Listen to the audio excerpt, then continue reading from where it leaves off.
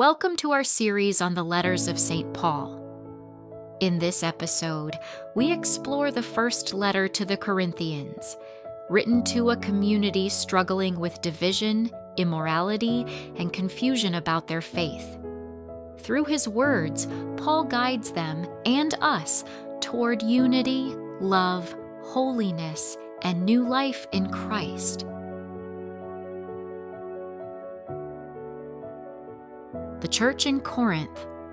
Paul wrote this letter around AD 55 while staying in Ephesus.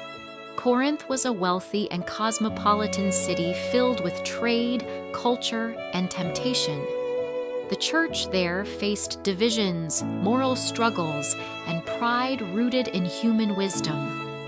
Paul reminds them that true wisdom is not found in human thinking, but in Christ crucified, the power and wisdom of God.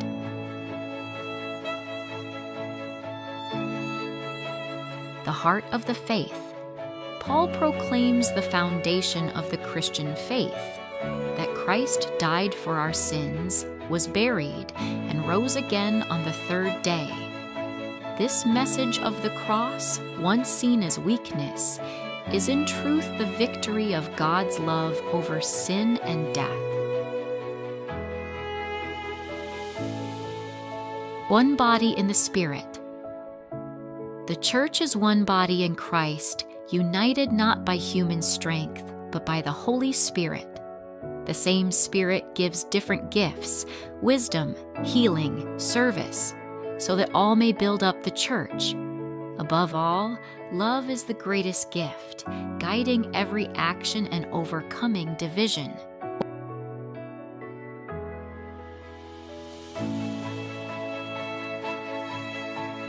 Turn away from sin. Paul strongly warns against sin within the community. He reminds believers that their bodies are temples of the Holy Spirit and that they belong to Christ. The church is called not only to avoid sin personally, but also to uphold holiness together, turning away from wrongdoing and living a new life.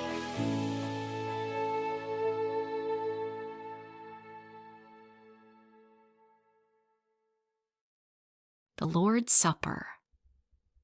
Paul hands on the sacred tradition of the Lord's Supper. This is my body. This cup is the new covenant in my blood. He calls believers to approach with reverence and unity, for whoever receives unworthily fails to recognize the body of Christ.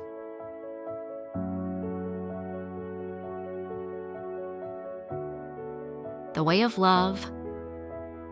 One of the most famous teachings on love appears in 1 Corinthians chapter 13, verse 4-7. Paul writes, "Love is patient, love is kind." He goes on to show that without love, even the greatest spiritual gifts or actions lose their meaning. Later in the chapter, he concludes, "And now these three remain, faith, hope, and love. But the greatest of these is love."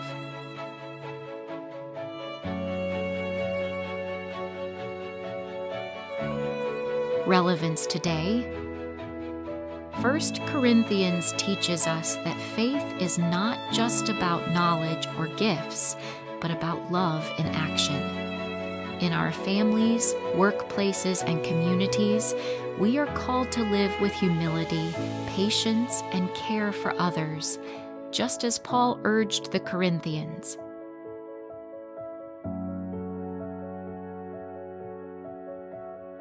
Freedom and responsibility. Paul teaches that faith must be lived in everyday life, through marriage, vocation, and daily choices. Christian freedom is not about doing anything we want, but about choosing what builds others up in love. In all things, believers are called to act for the good of others and the glory of God.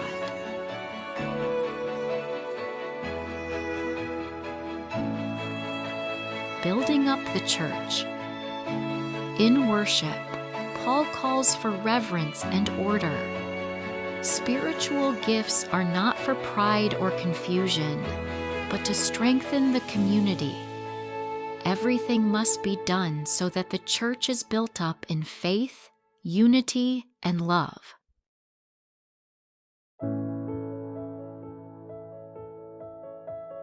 The resurrection hope. Christ has indeed been raised from the dead, the first fruits of those who have fallen asleep. Because he lives, we too shall live. Death is not the end, but the beginning of eternal life.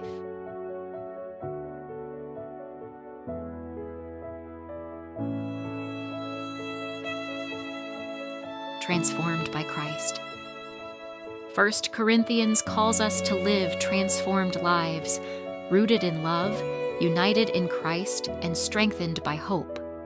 Because Christ is risen, our lives are no longer the same. Love becomes our calling, unity becomes our mission, and hope becomes our future. In the next episode, we explore 2 Corinthians, where God's power is made perfect in weakness,